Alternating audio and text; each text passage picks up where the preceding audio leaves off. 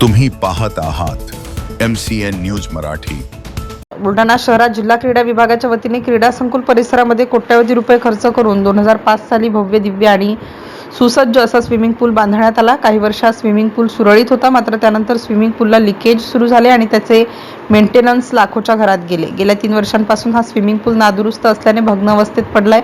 या संपूर्ण परिसरात घाणीचे साम्राज्य पसरलेले आहे, तर अनेक ठिकाणी दारूच्या बॉटल देखील पडलेल्या दिसत आहेत। या प्रकाराकडे जिल्हा क्रीडा कार्यालयाचे पूर्णतः दुर्लक्ष झाल्याचे पाहायला मिळत आहे। या स्विमिंग पूलच्या दुरुस्ती आणि देखभालीसाठी गेल्या वर्षात जिल्हा क्रीडा विभागाने 1,80,00,000 रुपयांचा निधी उपलब्ध करून देण्याचा प्रस्ताव सार्वजनिक बांधकाम विभागाकडे पाठवला आहे, मात्र गेल्या वर्षभरापासून हा प्रस्ताव धुळखात पडला।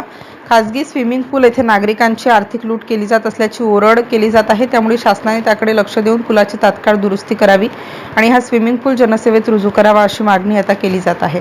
MCN न्यूज मराठी करिता रवी शेगोकार, बुलढाणा।